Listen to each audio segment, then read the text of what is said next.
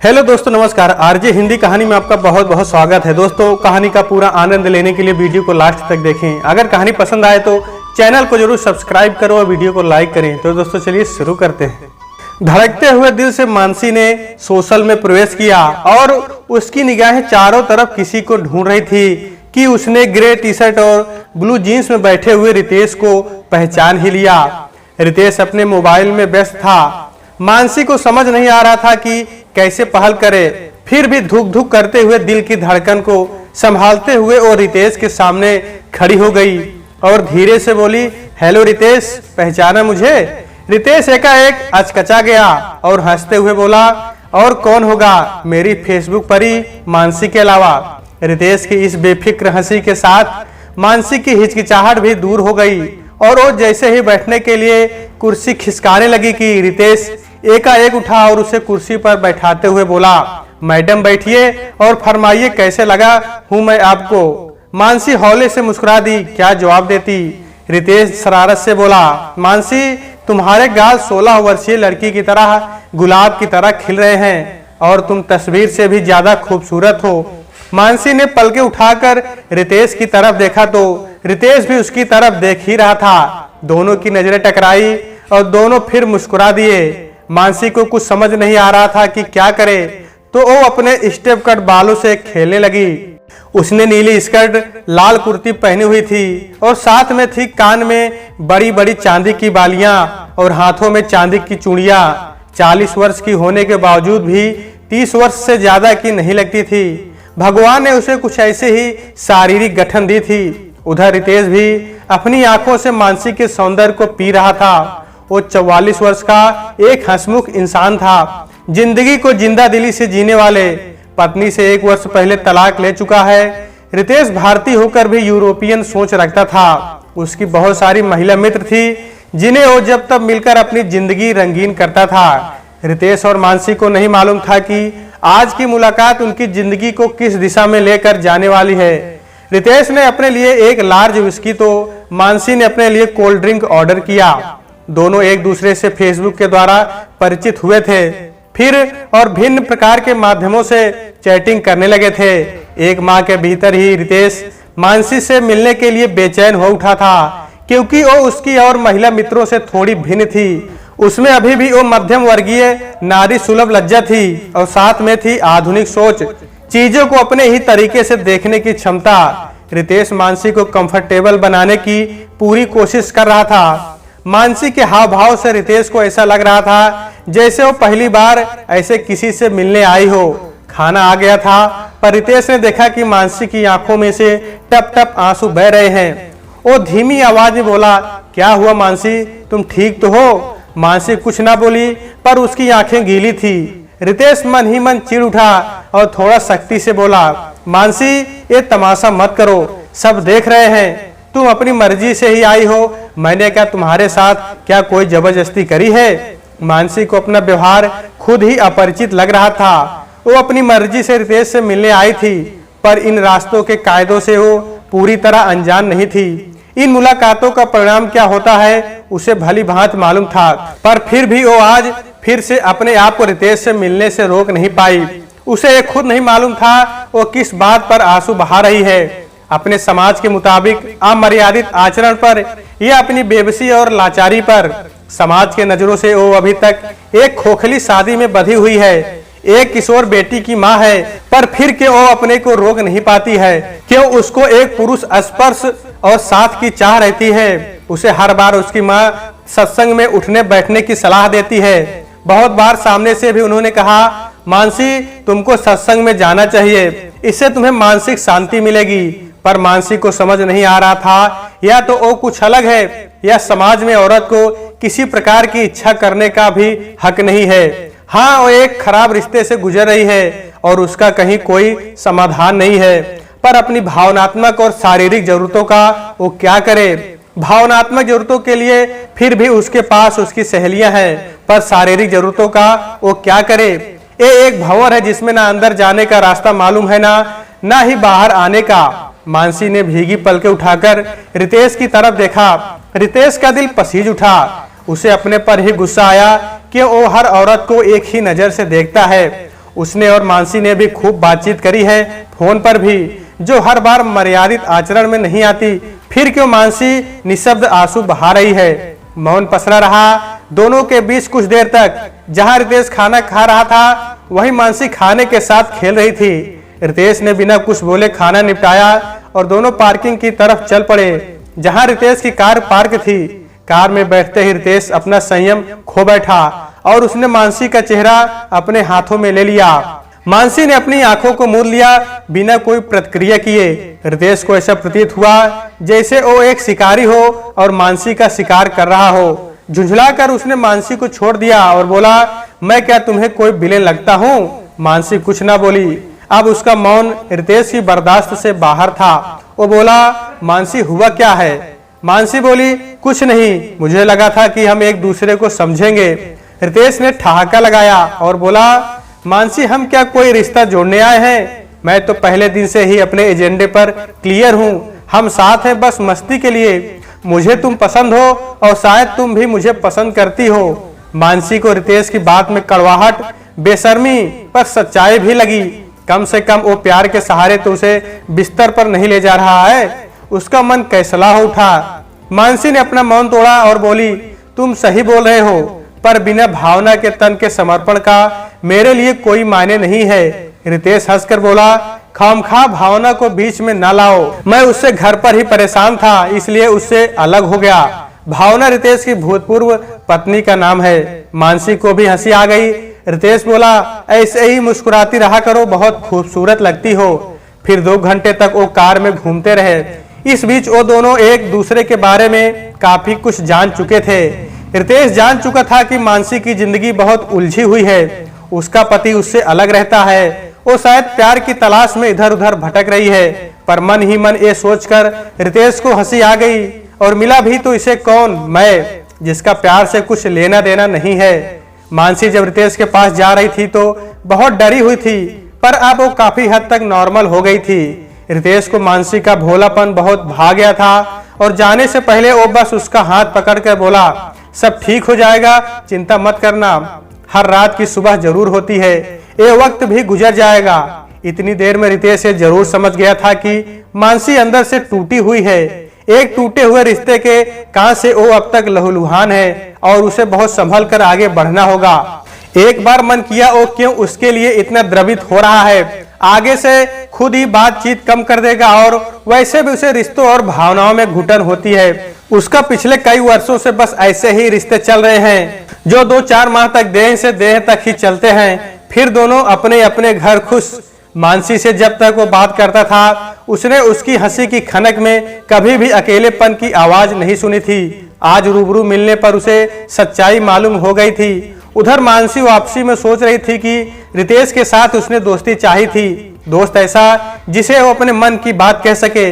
पर उसे भी औरों की तरह बस सतही बातों से मतलब है, अंदरूनी हकीकत से वो भी दूर भागता है। मानसी घर पहुंचकर अपने ख्यालों में ही खोई हुई थी कि तभी उसकी माँ बोली, मानसी फ्रिज फिर से खराब हो गया है, तुम मैकेनिक को फोन कर दो। माँ की बात को सुनते हुए मानसी बोली, माँ शिल्पी ट्यूशन से वापस आ गई क्या? माँ ने बोलना आरंभ कर दिया, हमें क्या पता, मुझे क्या कुछ समझती है? मेरे रोकने टोकने पर तो तुम्हें भी ऐतराज है, इसलिए तुम ही देखो। मानसी के जहन में और सुनने की क्षमता नहीं थी, इसलिए पहले उसने मैकेनिक और फिर शिल्पी को मोबाइल लगाया। शिल्पी ने रूखी आवाज में उत्तर दिया, मम्मी आज इतनी जल्दी कैसे आ गई? और फिर अपनी माँ के बजाय मेरी याद कैसे आ गई? मानसी की आंखों में बेबसी के आंसू आ गए। पिछले 5 वर्षों से वो ऐसे ही संघर्ष कर रही है। उसे अपनी गलती भी समझ नहीं आ रही है। पति के साथ जब उसे वैचारिक मतभेद बहुत अधिक हो गए तो उसने उससे अलग होने में ही भलाई समझी। पति ने कभी भी अपनी कोई जिम्मेदारी नहीं समझी थी। पहले भी मानसी ही पूरे घर का खर्च उठा रही थी और अब भी वो ही कर रही थी। पति को बल्कि इसमें अपना फायदा ही नजर आया। अब वो आजाद पंछी की तरह इधर उधर डोल सकता था। गाहे बगाहे जब इच्छा होती तो शिल्पी को जेब खर्च दे जाता। पहले मानसी ने तलाक की सोची, पर लंबे कानूनी पचड़ों के लिए ना उसके पास समय था, ना ही हिम्मत, और सबसे बड़ी बात ना ही धन था। इन सब बातों का सबसे अधिक प्रभाव शिल्पी पर हुआ था। वो सबसे कटी कटी रहने लगी थी। मानसी बहुत कोशिश करती, पर जीवन की भागदौड़ में वो फिर भी उसकी परफेक्ट मॉम ना बन पाती। पति से अलग तो हो गई थी वो, पर एक हीन भावना उसमें घर कर गई। वो अपने पति को बांध कर नहीं रख सकी। बहुत बार संकेतों से लोग उसे समझा चुके थे, इसलिए वो घंटे आईनों के सामने खड़ी रहती, अपने अक्स को ढूंढती हुई। फिर शुरू हुआ पुरुष मित्रों का सिलसिला। ये मित्र उसके किसी काम के नहीं है। ये बात जानते हुए भी वो हर पुरुष को अपनी जिंदगी में शामिल करती, शायद अपने को ये दिलासा देने के लिए कि वो अभी भी पुरुषों को लुभा सकती है। कुछ पुरुषों ने तो प्यार का नाटक करके उसका एक दो बार उपभोग करके उसे अपनी जिंदगी से फेंक भी दिया, पर मानसी की प्यार की तलाश खत्म नहीं हुई। जिंदगी में उसे कोई ऐसा साथी चाहिए था जो देह के परे देख सके, इसलिए आज 3 वर्ष पश्चात फिर से रितेश से मिलने चली गई थी, पर निराशा ही हाथ लगी। यद्यप रितेश औरों से अलग था, क्योंकि उसने उस दिन बिना कोई नाटक करे अपनी बात बता दी थी, जो कड़वी थी पर सच्ची भी थी। रात को खाने की मेज पर तनाव ही व्याप्त रहा और मानसी शिल्पी और माँ के बीच सौहार्द बनाने की कोशिश करती रही। मानसी की माँ उसके साथ पिछले 5 वर्षों से रह रही थी। मानसी के पापा के गुजरने के बाद वो भैया के घर में एक अनावश्यक सामान की तरह थी। यहाँ पर उन्हें फिर से पूरी गृहस्थी पर हुक्म चलाने का मौका मिल गया था, पर फिर भी वो कोई मौका नहीं छोड़ती थी। मानसी को ये जताने का कि उनका बुढ़ापा खराब हो रहा है। वो अलग बात है कि यहाँ पर मानसी ने सब कामवाली लगा रखी है, बस माँ को कामवाली का निरीक्षण करना होता है। रात में मानसी लेटी ही थी कि उसने देखा रितेश का मैसेज था। उसने भी जवाब दिया और फिर सो गई। अगली रोज सुबह तड़के ही उसे ऑफिस के लिए निकलना था। जैसे ही मोबाइल ऑन किया तो देखा रितेश के 2 मिस्ड कॉल थे। उसे समझ नहीं आया आखिर रितेश चाहता क्या है। उसने बस एक गुड मॉर्निंग का कोई मैसेज फॉरवर्ड किया और वो अपने ऑफिस चल पड़ी। उधर रितेश को समझ नहीं आ रहा था कि जो मानसी मिलने से पहले उसको रात दिन मैसेज करती थी, आज अचानक से चुप क्यों हो गई। मानसी को कुछ समझ नहीं आ रहा था कि उसकी जिंदगी किस मोड़ पर आ गई है। 3 दिन बीत गए थे, पर मानसी और रितेश के बीच कोई बातचीत नहीं हुई। जहां मानसी ने अपने मन को समझा लिया था कि उसका और रितेश का आगे कोई भविष्य नहीं है, क्योंकि दोनों का नजरिया अलग था इस रिश्ते को लेकर। रितेश की बेचैनी बढ़ती जा रही थी और उसने शाम को मानसी को फोन लगा दिया था। मानसी ने अचरज भरी आवाज से फोन उठाया। हाँ बोलो रितेश। रितेश ने ठहाका लगाते हुए बोला, मैडम क्या बात, मैं आपको पसंद नहीं आया। मानसी बोली, नहीं ऐसी कोई बात नहीं, पर तुम्हारे और मेरे विचार अलग हैं और फिर मुझे एक दोस्त चाहिए था और तुम्हें बस मस्ती करने के लिए साथी। मानसी और रितेश के बीच मौन पसरा रहा। रितेश ने कुछ नहीं कहा और बस ये बोलकर फोन काट दिया। हाँ मुझे भावनाओं से चिढ़ है, पर एक दोस्त के रूप में मैं हमेशा खड़ा रहूंगा। मानसी को रितेश के विचार समझ नहीं आ रहे थे, पर फिर वो अपने काम में जुट गई। आज की शाम फिर अकेली थी। शिल्पी अपनी दोस्त के पास गई हुई थी और माँ भैया के पास।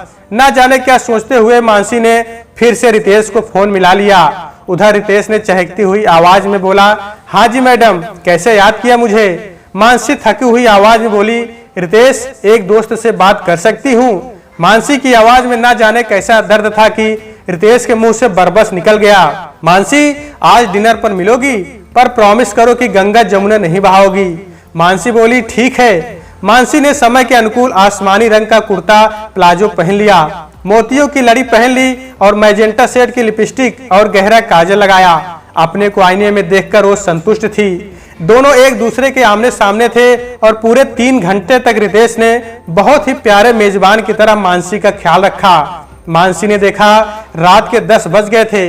वो कैब बुक करने लगी तो रितेश बोला, मानसी अगर तुम्हें कोई समस्या नहीं हो तो मैं ही तुम्हें ड्रॉप कर दूंगा। मानसी बोली, ठीक है चलो। जब मानसी उतरने लगी तो बोली, रितेश अंदर चलो, कॉफी पीकर जाना। रितेश झिझकते हुए बोला, मन तो मेरा भी है, पर शिल्पी और आंटी को मेरा क्या परिचय दोगी। मानसी बोली, दोस्ती का क्या कोई परिचय देना होता है। अंदर पहुंचकर देखा घर खाली था। ये देखते ही दोबारा से रितेश के अंदर का शिकारी जाग उठा और उसने मानसी को अपने आगोश में ले लिया। मानसी तो पहले थोड़ा घबरा गई, फिर एकाएक उस पर चंडी सवार हो गई और उसने जोर से एक थप्पड़ रितेश के गाल पर लगा दिया। रितेश ने मानसी को हमेशा मौन ही देखा था, इसलिए वो इसके लिए प्रस्तुत ना था। उसने दोबारा से कोशिश करनी चाहिए, पर मानसी ने इस बार और अधिक जोर से विरोध किया और गुस्से में चिल्लाते हुए बोली, तुम्हें समझ नहीं आता है क्या मैं जो बोलती हूँ? मैंने पहले भी ये बात तुमको स्पष्ट समझा दी थी। मेरी नहीं का मतलब नहीं ही है। रितेश गुस्से में फुफकारते हुए बोला, अच्छा फिर रात में जब तुम्हें मालूम था घर पर कोई नहीं है तो मुझे अंदर लेकर क्यों आई हो? मानसी ने भी चिल्लाकर कहा, पहले अपने दिमाग का इलाज करा लो फिर मुझसे बात करना। मैं तुम्हें एक मित्रता के कारण ही अंदर लाई थी, पर भूल गई थी तुम उसके लायक नहीं हो। रितेश चुपचाप गुस्से में निकल गया। उसे उम्मीद थी कि मानसी अकेली है, उसकी भी कुछ शारीरिक जरूरतें हैं, इसलिए वो भले ही ऊपर से मना करे, पर एक बार वो पहल करेगा तो वो खुद को भी रोक नहीं पाएगी। रितेश को मानसी का ये दोगला चरित्र समझ नहीं आ रहा था। दोनों ही अपने अपने साथी से अलग रहते हैं तो मानसी उसकी पहल पर इतना बवाल क्यों मचाती है? मानसी अब उसके लिए एक पहेली बन गई थी और उसे हर हाल में सुलझाएगा ये उसने तय कर लिया था। उधर मानसी को रितेश का व्यवहार समझ नहीं आ रहा था। वो उसके चरित्र को समझने में असफल ही रही।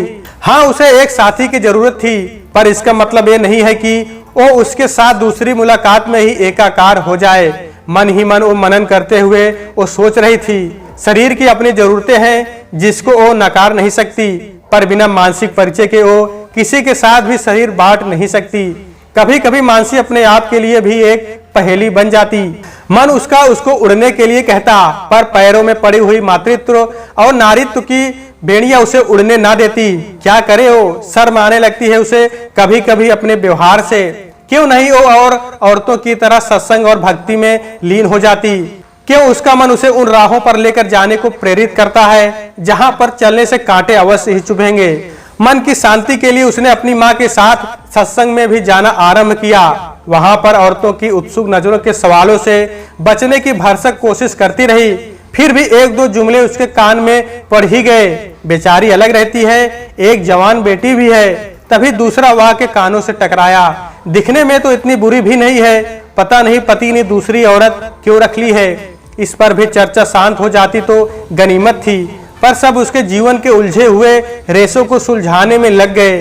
वो अलग बात थी, उनमें से बहुत सारे लोगों के खुद के भी रिश्ते रूपी धागे उलझे हुए थे, पर मानव मन ऐसा ही है। दूसरों की पीड़ा से वो अपनी पीड़ा की तुलना करते हैं और उसी में एक असीम आनंद पाते हैं। आंखों में पानी लिए वो वापिस आ गई और उसके बाद से मानसी की माँ ने भी कभी मानसी को साथ चलने को नहीं कहा। इसी उधेड़-बुन में समय बीतता गया, पर ऐसे ही कितनी काजल जैसी काली रातों ने उसे जीने की नई राह भी दिखाई है। मन ही मन वो अपनी जिंदगी के लिए कुछ तय कर चुकी थी। पहले वो एक बेटी के नजरिए से जिंदगी को देखती रही, फिर एक पत्नी के जामे में उसने जिंदगी को जिया। 1 साल होते होते माँ बन गई और मातृत्व के चश्मे से ही उसने जिंदगी को जिया। इन सब के पीछे बहुत पीछे कहीं छूट गई थी मानसी रूपी एक औरत, जो खुश रहना चाहती है, उड़ना चाहती है, खूबसूरत महसूस करना चाहती है, भीतर और बाहर से, जो जिंदगी को अपने ढंग से जीना चाहती है। आज बाहर से होली की टोली का शोर आ रहा था। किशोर लड़के और लड़कियों की रंग बिरंगी टोली हुल्लड़ करती हुई जा रही थी, आंखों में सतरंगी सपने लिए हुए। अब भी अक्सर मानसी अकेली ही रहती है, पर अब उसे अपने अकेलेपन से शिकायत नहीं है, क्योंकि उसने अपने आप से दोस्ती कर ली है। उसने अपने मन को उन रंगों से भर लिया था जिन रंगों के लिए उसे किसी और साथी की आवश्यकता नहीं थी। तभी मोबाइल की घंटी बजी। दूसरी तरफ से शिल्पी के चहकती हुई आवाज थी। शिल्पी अब 20 वर्षीय खूबसूरत युवती थी, जो जिंदगी को भरपूर अपने लिए जीती थी। अपने से दोस्ती करते ही मानसी ने महसूस किया कि जिंदगी भी अपने आप ही खुशनुमा रंगों से रंगीन हो उठी है। अपने लिए जैसे ही जीना शुरू किया, किसी से कोई शिकायत नहीं रही। सभी रिश्तेदारों और दोस्तों के होली के बधाई संदेशों का जवाब दे रही थी कि तभी मोबाइल की स्क्रीन पर एक अनजान नंबर फ्लैश हो रहा था। मानसी ने जैसे ही कॉल किया, उधर से रितेश की ओर ही खनकती हुई आवाज सुनाई दी और अपने चिर परिचित अंदाज में उसने कहा, मैडम याद हुई या सदा के लिए भूल गई हो? मानसी बिना कुछ बोले मोबाइल को एकटक देख रही थी और अपनी जिंदगी के इस रंग का वो क्या करे, ये सोचते हुए उसने बिना कुछ बोले मोबाइल को स्विच ऑफ कर दिया। अब वो अपनी पुरानी जिंदगी को भूलकर एक नए जीवन में प्रवेश कर लिया था। अब उसकी जिंदगी और स्वयं और उसकी बेटी शिल्पी थी। अब शिल्पी की जिंदगी को ही संवारना उसका मुख्य उद्देश्य बन गया था। तो दोस्तों, आज के वीडियो में बस इतना ही। कहानी आपको कैसी लगी कमेंट बॉक्स में जरूर बताइएगा। अगर कहानी पसंद आई है तो कृपया चैनल को जरूर सब्सक्राइब करें और वीडियो को लाइक करें। तो दोस्तों आपसे फिर मिलते हैं अगले वीडियो में, तब तक के लिए नमस्कार।